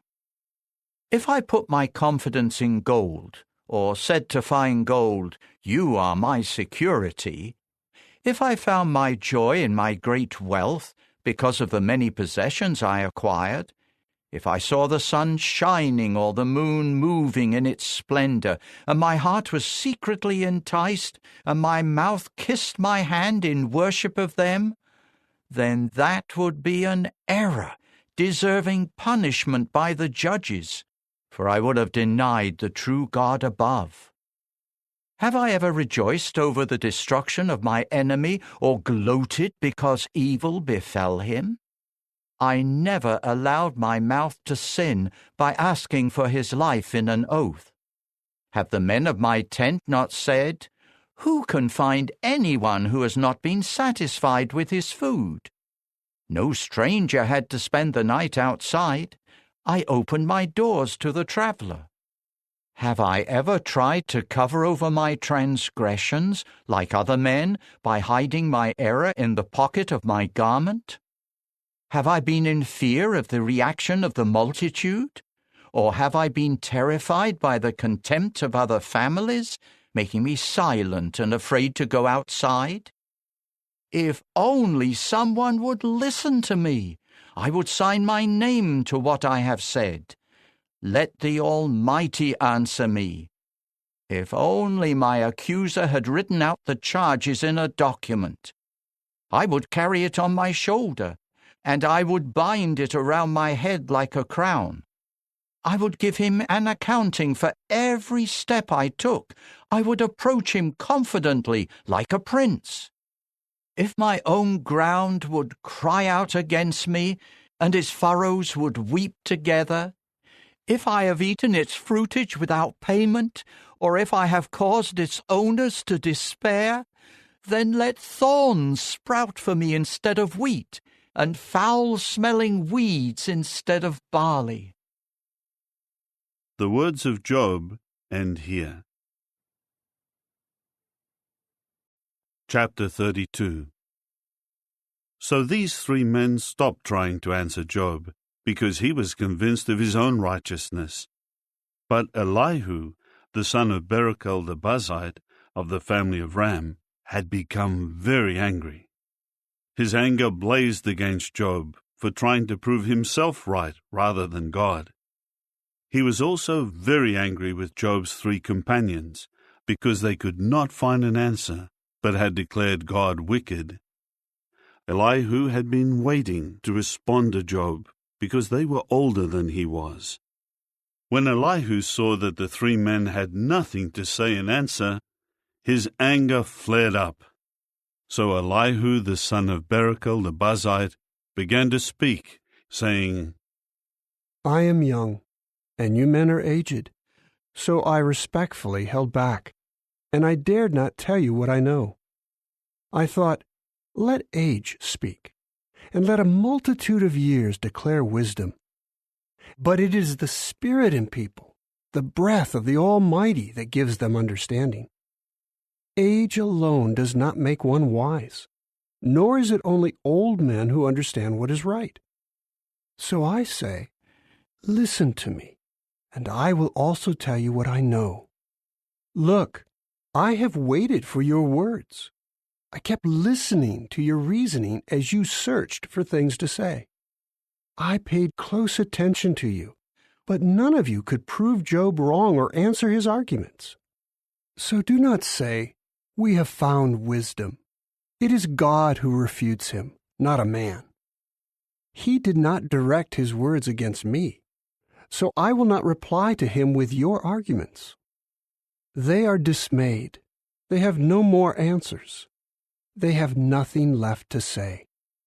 I have waited, but they do not continue speaking. They just stand there with no further answer. So I too will give an answer. I too will tell what I know. For I am full of words. The spirit within me compels me. My insides are like wine that has no vent, like new wineskins, ready to burst. Let me speak so that I can find relief. I will open my lips and give an answer. I will not show partiality to anyone, nor will I flatter any human, for I do not know how to flatter. If I did, my Maker would quickly do away with me. Chapter 33. But now, Job, please hear my words. Listen to everything I say. Look, please, I must open my mouth. My tongue must speak. My words declare the uprightness of my heart, and my lips sincerely tell what I know. God's own Spirit made me, and the Almighty's own breath brought me to life. Reply to me if you are able. Present your arguments before me. Take your position. Look, I am just like you before the true God. From the clay, I too was shaped. So no fear of me should terrify you, and no pressure from me should overwhelm you. But you said in my hearing, yes, I kept hearing these words, I am pure, without transgression. I am clean, without error. But God finds reasons to oppose me. He considers me his enemy. He puts my feet in stocks. He scrutinizes all my paths. But you are not right in saying this. So I will answer you. God is far greater than mortal man. Why do you complain against him? Is it because he did not answer all your words? For God speaks once, and a second time, but no one pays attention. In a dream, a vision of the night, when deep sleep falls upon people while they sleep in their beds, then he uncovers their ears and impresses his instruction upon them, to turn a person away from wrongdoing and to protect a man from pride. God spares his soul from the pit, his life from perishing by the sword. A person is also reproved by pain on his bed and by the constant distress of his bones, so that his very being loathes bread, and he rejects even fine food. His flesh wastes away from sight, and his bones that were hidden now protrude. His soul draws near to the pit, his life to those who bring death. If there is a messenger for him, one advocate out of 1,000, to tell to man what is upright, then God shows him favor and says, Spare him from going down into the pit. I have found a ransom. Let his flesh become fresher than in youth. Let him return to the days of his youthful vigor. He will entreat God, who will accept him, and he will see his face with shouts of joy, and he will restore his righteousness to mortal man. That person will declare to men, I have sinned and distorted what is right, but I did not receive what I deserved. He has redeemed my soul from going into the pit, and my life will see the light. Indeed, God does all these things, twice, 3 times for a man, to bring him back from the pit, so that he may be enlightened with the light of life. Pay attention, Job. Listen to me. Keep silent, and I will continue speaking. If you have something to say, reply to me. Speak, for I want to prove you right. If you have nothing to say, you should listen to me. Keep silent, and I will teach you wisdom. Chapter 34. So Elihu continued to say in reply, Listen to my words, you who are wise. Hear me, you who know so much. For the ear tests words, just as the tongue tastes food. Let us evaluate for ourselves what is right. Let us decide among ourselves what is good. For Job has said, I am in the right, but God has denied me justice. Would I lie about what my own judgment should be? My wound is incurable, though there is no transgression. What other man is like Job, who drinks up derision like water? He is in company with wrongdoers and in association with wicked men. For he has said, a man does not benefit from trying to please God. So listen to me, you men of understanding. It is unthinkable for the true God to act wickedly, for the Almighty to do wrong. For he will reward a man according to what he does, and bring upon him the consequences of his ways. For a certainty, God does not act wickedly. The Almighty does not pervert justice. Who put him in charge of the earth, and who appointed him over the whole world? If he fixes his attention on them, if he gathers their spirit and breath to himself, all humans would perish together, and mankind would return to the dust. So if you have understanding, pay attention to this.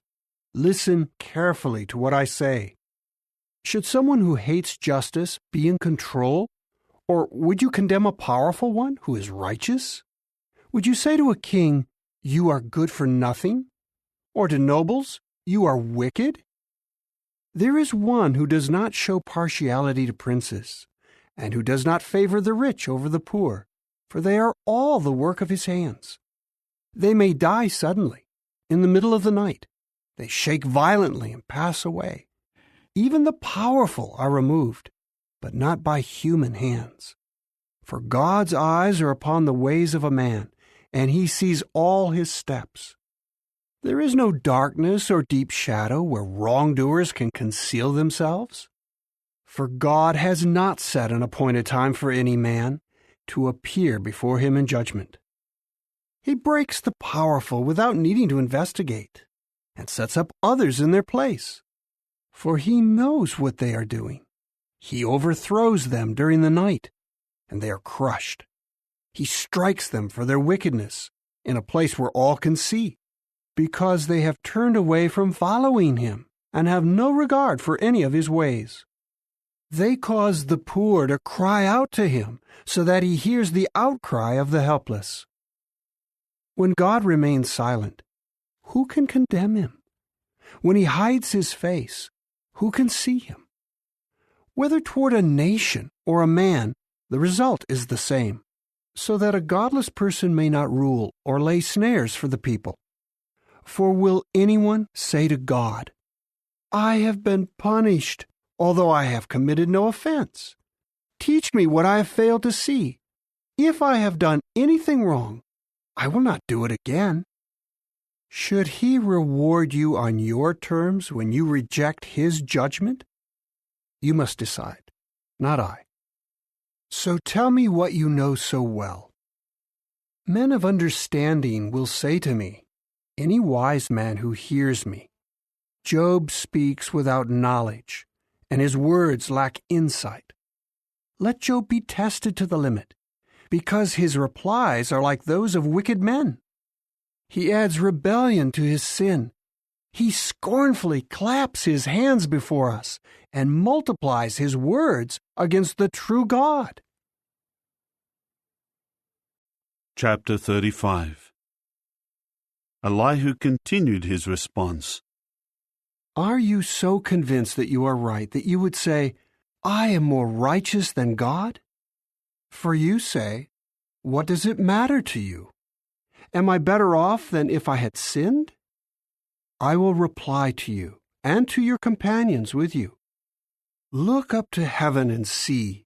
Observe the clouds, which are high above you. If you sin, how do you hurt him? If your transgressions multiply, what do you do to him? If you are righteous, what do you give him? What does he receive from you? Your wickedness affects only a human like yourself, and your righteousness a son of man. People cry out when under great oppression. They cry for relief from the domination of the powerful. But no one says, where is God, my grand Maker, the one causing songs to be sung in the night? He teaches us more than the beasts of the earth, and he makes us wiser than the birds of the heavens. People cry out, but he does not answer. because of the pride of the wicked. Surely God does not hear an empty cry. The Almighty does not pay attention to it. How much less, then, when you complain that you do not see Him? Your legal case is before Him, so you should wait anxiously for Him. For He has not angrily called for an accounting, nor has He taken note of your extreme rashness. Job opens his mouth wide in vain. He multiplies words without knowledge. Chapter 36. Elihu continued, Be patient with me a little longer while I explain, for I still have words to speak on God's behalf. I will speak comprehensively about what I know, and I will ascribe righteousness to my Maker. Truly, my words are not false. The one perfect in knowledge is here before you. Indeed, God is mighty and rejects no one. He is great in His power of understanding. He will not preserve the lives of the wicked, but He gives justice to the afflicted. He does not take His eyes off the righteous. He enthrones them with kings, and they are exalted forever. But if they are bound in shackles and caught in ropes of affliction, He reveals to them what they have done, their transgressions caused by their pride. He opens their ears to correction and tells them to turn away from wrongdoing. If they obey and serve Him, they will live out their days in prosperity, and their years will be pleasant. But if they do not obey, they will perish by the sword and die without knowledge. The godless at heart will harbor resentment. They do not cry for help even when He binds them. They die while still young, spending their life among male temple prostitutes. But God rescues the afflicted during their affliction. He opens their ear when they are oppressed. He draws you away from the brink of distress to a broad space, free of restriction, with rich food on your table as consolation. Then you will be satisfied with the judgment on the wicked, when judgment is rendered and justice is upheld. But take care that rage does not lead you into spitefulness, and do not let a large bribe lead you astray. Would your cry for help, or any of your strenuous efforts, keep you from distress? Do not long for the night, when people vanish from their place. Beware that you do not turn to wrongdoing, choosing this instead of affliction. Look, God is exalted in His power. What instructor is like Him? Who has directed His way, or said to Him, What you have done is wrong?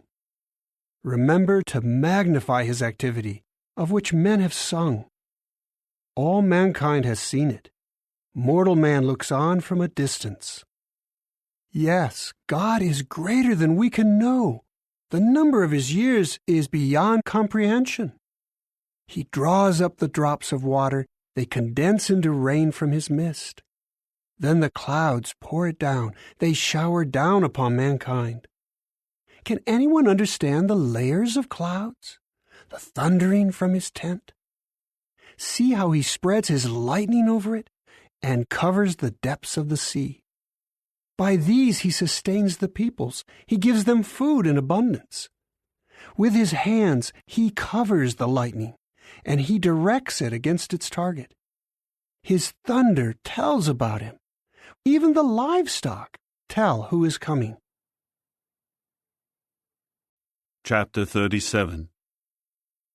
At this my heart pounds and leaps from its place. Listen carefully to the rumbling of His voice and the thunder that comes from His mouth. He unleashes it under the entire heavens and sends His lightning to the ends of the earth. After that is a roaring sound. He thunders with a majestic voice, and He does not hold it back when His voice is heard. God thunders with His voice in a wonderful way. He does great things that are beyond our understanding. For He says to the snow, Fall to the earth, and to the downpour of rain, pour down mightily. God puts a stop to all human activity so that every mortal man will know his work. The wild animals go into their dens and remain in their lairs. The storm wind blows from its chamber, and the cold comes from the north winds. By the breath of God, the ice is produced, and the broad waters are frozen solid. Yes, he weighs down the clouds with moisture. He scatters his lightning in the clouds. They swirl around where he directs them. They carry out whatever he commands on the surface of the inhabited earth. Whether it is for punishment, or for the sake of the land, or for loyal love, he causes it to happen.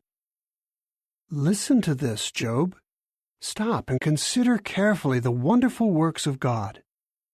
Do you know how God controls the clouds, and how he causes the lightning to flash from his cloud? Do you know how the clouds float? These are the wonderful works of the one perfect in knowledge. Why does your clothing become hot when the earth is still? Because of the south wind. Can you with him spread out the skies as solid as a metal mirror? Tell us what we should say to him. We cannot answer because we are in the dark. Should he be told that I want to speak? Or has anyone said something that should be communicated to him? They cannot even see the light, though it is bright in the sky, until a wind passes by and clears away the clouds. Out of the north comes golden splendor. God's majesty is awe-inspiring. Understanding the Almighty is beyond our reach. He is great in power, and he never violates his justice and abundant righteousness. Therefore, people should fear him, for he does not favor any who think that they are wise. Chapter 38. Then Jehovah answered Job out of the windstorm, "Who is this who is obscuring my counsel and speaking without knowledge? Brace yourself, please, like a man. I will question you, and you inform me. Where were you when I founded the earth? Tell me, if you think you understand. Who set its measurements, in case you know? Or who stretched a measuring line across it? Into what were its pedestals sunk? Or who laid its cornerstone? When the morning stars joyfully cried out together, and all the sons of God began shouting in applause.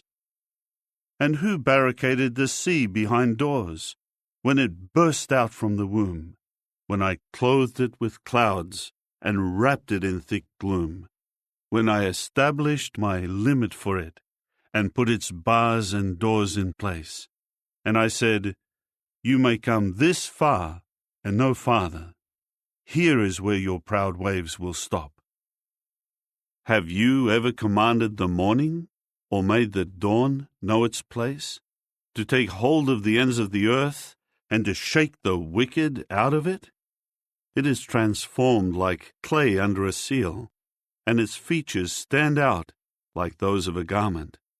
But the light of the wicked is held back from them, and their uplifted arm is broken. Have you gone down to the sources of the sea, or explored the deep waters? Have the gates of death been revealed to you, or have you seen the gates of deep darkness? Have you understood the vast expanse of the earth? Tell me, if you know all of this. In which direction does the light reside, and where is the place of darkness, that you should take it to its territory and understand the paths to its home? Do you know this because you were already born, and the number of your years is great? Have you entered the storehouses of the snow, or have you seen the storehouses of the hail, which I have reserved for the time of distress, for the day of battle and war? From what direction is light dispersed, and from where does the east wind blow on the earth? Who has cut a channel for the flood and made a path for the thunderous storm cloud, to make it rain where no man lives, on the wilderness where there are no humans, to satisfy devastated wastelands and cause the grass to sprout? Does the rain have a father? Or who fathered the dewdrops? From whose womb did the ice emerge? And who gave birth to the frost of heaven, when the waters are covered as if with stone, and the surface of the deep waters is frozen solid? Can you tie the ropes of the Kaima constellation, or untie the cords of the Kisel constellation? Can you lead out a constellation in its season, or guide the Ash constellation along with its sons? Do you know the laws governing the heavens, or can you impose their authority on the earth? Can you raise your voice to the clouds to cause a flood of water to cover you? Can you send out lightning bolts? Will they come and say to you, "Here we are"? Who put wisdom within the clouds, or gave understanding to the sky phenomenon? Who is wise enough to count the clouds, or who can tip over the water jars of heaven when the dust pours into a mass and the clods of earth stick together? Can you hunt prey for a lion, or satisfy the appetites of young lions when they crouch in their lairs or lie in ambush in their dens? Who prepares food for the raven when its young cry to God for help and wander about because there is nothing to eat? Chapter 39. Do you know the time when the mountain goats give birth? Have you watched the deer give birth to their young? Do you count the months that they must complete? Do you know the time when they give birth? They crouch down when they give birth to their young, and their labor pains end. Their young become strong and grow up in the open field. They go out and do not return to them. Who set the wild donkey free, and who untied the ropes of the wild donkey? I have made the desert plain its home, and the salt land its dwelling. It scorns the tumult of the city. It does not hear the shouts of the driver. It roams the hills, seeking pasture, looking for every green plant. Is the wild bull willing to serve you? Will it spend the night in your stable? Will you hold a wild bull to the furrow with a rope, or will it follow you to plough the valley? Will you trust in its great strength and let it do your heavy work? Will you rely on it to bring back your harvest, and will it gather it to your threshing floor? The wings of the ostrich flap joyfully, but can her pinions and plumage compare with the stork's? For she leaves her eggs on the ground, and she keeps them warm in the dust. She forgets that some foot may crush them, or that a wild animal may trample them. She treats her sons harshly as if they were not hers. She has no fear that her labor may be in vain, for God has deprived her of wisdom and given her no share in understanding. But when she rises up and flaps her wings, she laughs at the horse and at its rider. Are you the one who gives the horse its strength? Do you clothe its neck with a rustling mane? Can you cause it to leap like a locust? Its majestic snorting is terrifying. It paws the ground in the valley and exults mightily. It charges into the battle. It laughs at fear and is afraid of nothing. It does not turn back because of the sword. The quiver rattles against it, the spear and the javelin flash. Trembling with excitement, it surges forward. It cannot stand still at the sound of the horn. When the horn blows, it says, "Aha!" It smells the battle from afar and hears the shouting of commanders and the battle cry.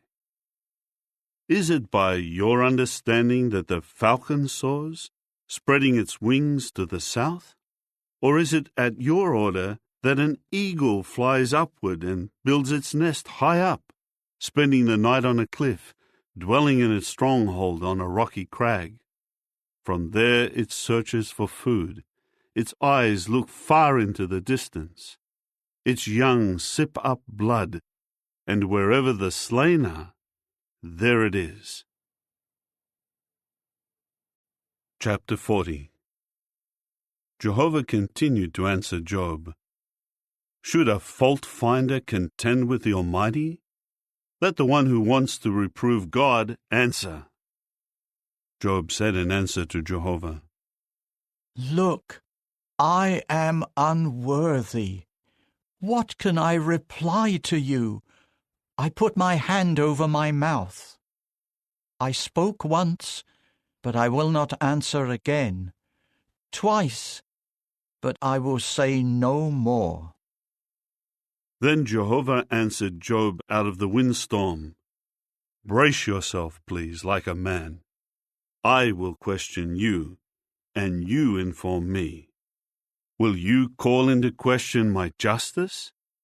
Will you condemn me so that you may be right? Do you have an arm as powerful as the true God's? Or can your voice thunder like his? Adorn yourself, please, with glory and majesty. Clothe yourself with dignity and splendor. Release the fury of your anger. Look at everyone who is haughty and bring him low. Look at everyone who is haughty and humble him, and tread down the wicked where they stand. Hide them all in the dust. Bind them in the hidden place. Then even I would acknowledge to you that your right hand can save you. Here now is Behemoth, which I made as I made you. It eats grass like a bull. Look at the strength in its hips and the power in the muscles of its belly. It stiffens its tail like a cedar. The sinews of its thighs are woven together. Its bones are tubes of copper. Its limbs are like wrought iron rods. It ranks first among the works of God. Only its Maker can approach it with his sword. For the mountains produce food for it, where all the wild animals play. It lies down under the lotus trees, in the shelter of the reeds of the marsh. The lotus trees cast their shadow on it, and the poplars of the valley surround it. If the river is turbulent, it does not panic. It is confident, although the Jordan rushes against its mouth. Can anyone capture it while it is watching, or pierce its nose with a hook? Chapter 41. Can you catch Leviathan with a fishhook, or hold down its tongue with a rope? Can you put a rope through its nostrils, or pierce its jaws with a hook? Will it make many pleas to you, or will it speak gently to you? Will it make a covenant with you, so that you may make it your slave for life? Will you play with it as with a bird, or tie it on a leash for your little girls? Will traders barter for it? Will they divide it up among merchants? Will you fill its hide with harpoons, or its head with fishing spears? Lay your hand on it. You will remember the battle and never do it again. Any hope of subduing it is futile.